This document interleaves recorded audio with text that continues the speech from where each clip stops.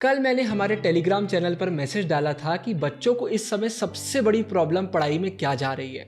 और मेजॉरिटी बच्चों का रिप्लाई आया था कि भैया पढ़ाई करने के बाद हम भूल जाते हैं। पढ़ाई तो पूरी मन लगाकर करते हैं लेकिन बाद में कुछ भी याद नहीं रहता।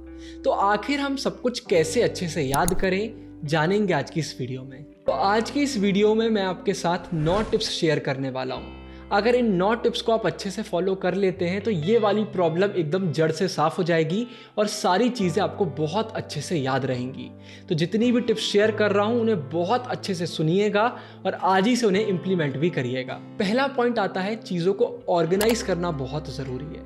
आप पहली बार किसी से मिलते हैं, आप उनका नाम पूछते हैं, आपको लगता है नाम याद हो गया, लेकिन जब 2-3 दिन बाद आप फिर से मिलते हैं तो नाम आप भूल चुके होते हैं। सेम चीज़ पढ़ाई में होती है। पढ़ते समय हमें लगता है कि सब कुछ हमें अच्छे से याद हो रहा है, लेकिन ये सच नहीं होता है, बाद में हम भूल जाते हैं। इसीलिए पढ़ाई एक ऑर्गेनाइज्ड वे में करना बहुत ज़रूरी है।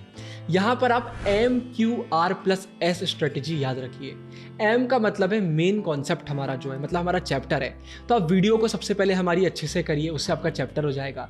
Q का मतलब है क्वेश्चन, हमारी फंसना पक्का है सीरीज आप देखिए, क्वेश्चन बैंक से क्वेश्चन आंसर आप करिए। R से रिवीजन, अगर आपने नोट्स बनाए हैं, हमारे नोट्स हैं, उनको आप करिए, उससे आपका रिवीजन होगा। और जब MQR ये तीनों चीज़ें हो जाएंगी तो हम S करेंगे, मतलब सैम्पल पेपर। जब हम इस तरीके से पढ़ाई करते हैं ना तो एक ही चीज़ को हम बार बार कर रहे होते हैं और इससे हमारा अच्छे से रिवीजन हो जाता है, पूरा प्रिपरेशन हो जाता है और हम चीज़ों को नहीं भूलते। जो बच्चे अनऑर्गेनाइज्ड वे में पढ़ाई करते हैं ना वो भूल जाते हैं। क्या चैप्टर कर लिया, क्वेश्चन आंसर बाद में करेंगे, अरे रिवीजन की ज़रूरत नहीं है। यहाँ पर प्रॉब्लम आने लग जाती है। टिप नंबर 2 आती है एक्टिव रिकॉल। आपने पढ़ाई कर ली, अब आपका ब्रेक टाइम चल रहा है, खुद का वहाँ पर टेस्ट लीजिए कि यार मैंने जो पढ़ा था वो एक बार मैं फिर से दिमाग में सोच लेता हूँ, मैंने क्या पढ़ा था, जो डेट्स आई थी वो क्या थी यार, जो फुल फॉर्म्स आए थे वो क्या थे। तो खुद का ऐसे माइंड में टेस्ट लेते रहिए जब फ्री टाइम आपके पास रहता है। आप सोने जा रहे हैं, तुरंत एक बार सोचिए मैंने आज क्या क्या पढ़ा था और उसके बारे में सोचना चालू कर दीजिए। आप फ्री टाइम में जब ये एक्टिव रिकॉल वाली स्ट्रेटेजी अपनाएंगे ना तो चीज़ें आप बहुत कम भूलेंगे। इसके बाद निमोनिक्स का यूज़ करिए।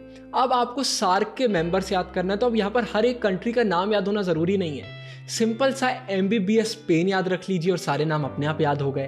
तो निमोनिक्स को भी अगर हम यूज़ करते हैं तो इससे भी हमें बहुत हेल्प मिलती है। इसके बाद अगला पॉइंट तो आप सबने सुना होगा, बहुत इंपॉर्टेंट है, दूसरों को पढ़ाइए।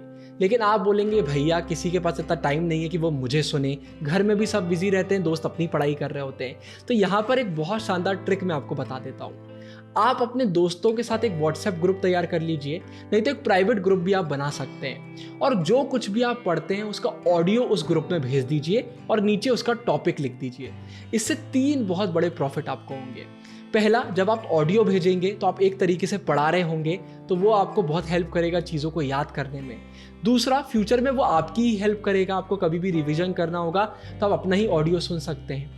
तीसरा, एक बहुत बड़ा फायदा ये होगा कि जब वो ऑडियो आप भेजेंगे तो अगर आपके दोस्तों को वो टॉपिक डिफिकल्ट लग रहा है तो उनकी मदद हो जाएगी और आपके दोस्त भी उस ग्रुप में ऑडियो भेज रहे होंगे तो कोई टॉपिक अगर आपको डिफिकल्ट लगता है तो उनका ऑडियो आप सुन सकते हैं। तो ये एक बहुत अच्छी स्ट्रेटेजी होती है। जब भी हम किसी और को पढ़ाते हैं तो हमें अच्छे से याद होने लगता है। इसके बाद PYQs की इंपॉर्टेंस हमें कभी नहीं भूलना चाहिए। मैं आपको हमेशा बोलता हूँ कि क्वेश्चन बैंक और सैम्पल पेपर हर एक बच्चे को लेना चाहिए। मैंने हमेशा आपसे ओसवाल गुरुकुल की क्वेश्चन बैंक और सैम्पल पेपर बोले, डिस्क्रिप्शन में लिंक मैं आपके लिए डाल दूंगा, उन्हें आप परचेज करिए और उनकी प्रैक्टिस करिए। जब हम PYQs को करते हैं तो चैप्टर हमारा बहुत अच्छी तरीके से प्रिपेयर हो जाता है और आंसर फ्रेमिंग में भी हमको बहुत ज़्यादा मदद मिलती है। तो PYQs करने के बहुत सारे प्रॉफिट्स हैं, उसको कभी भी इग्नोर मत करिए। इसके बाद याद रखिए कि हमारे माइंड में ना आज के समय बहुत सारा कचरा भरा हुआ है, डस्टबिन बन गया है माइंड। इंस्टाग्राम, व्हाट्सएप, यूट्यूब, इतनी सारी चीज़ें। आपने पढ़ाई करी, उसके बाद आपने इंस्टाग्राम पर रील्स देख लिए, अब आपके दिमाग में वो रील्स घूमने लग जाएंगे। आपने दोस्तों से मजाक मजाक में बातें कर ली, वो आपके दिमाग में घूमने लग जाएगा। जितनी ज़्यादा चीज़ों में आप फंसेंगे पढ़ाई में उतना कम मन लगेगा और उतनी जल्दी चीज़ें आप भूलेंगे। तब एग्ज़ाम पास आ गए हैं, बहुत कम काम करिए, ज़्यादा चीज़ें करने की ज़रूरत नहीं है। पूरा फोकस पढ़ाई पर लगाइए और कोई भी ऐसा काम मत करिए जो आपके दिमाग में रह जाए। दिमाग में से पढ़ाई रहना चाहिए। तो ऐसे में हम बार बार पढ़ाई के बारे में सोचते हैं और जो ये भूलने वाली चीज़ है वो अपने आप कम हो जाती है। इसके बाद हमें विजुअल एड्स की मदद लेना है। बुक बहुत सारे बच्चे नहीं पढ़ेंगे, लेकिन अगर उसी बुक पर कोई मूवी बन जाए तो सब देखने चले जाते हैं क्योंकि वहाँ पर विजुअल एड्स आ जाता है। तो कभी भी अगर आप पढ़ाई कर रहे हैं तो फ्लो चार्ट्स बनाइए, हाईलाइट करिए, माइंड मैप्स बनाइए। इन चीज़ों से क्या होता है, पढ़ाई में हमें मज़ा भी आता है और ऐसे में हमें चीज़ें याद भी हो जाती है।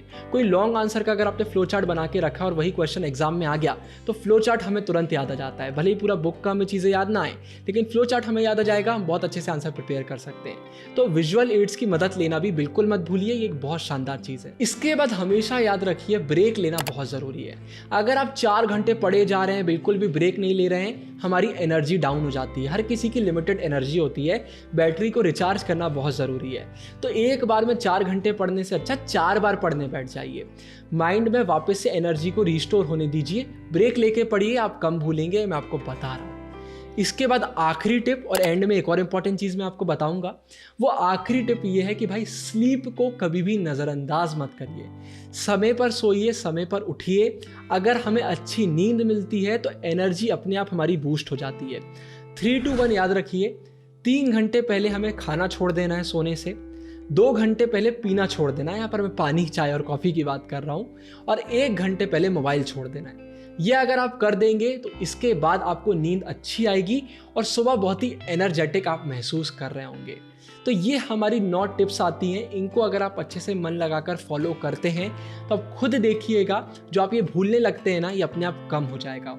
और आखिरी में एक इम्पॉर्टेंट चीज़ मुझे बताना है, ह्यूमैनिटीज़ में आप कितनी भी पढ़ाई कर लें, अगर आप आंसर फ्रेमिंग अच्छे से नहीं कर पा रहे हैं तो बहुत दिक्कत हो जाती है।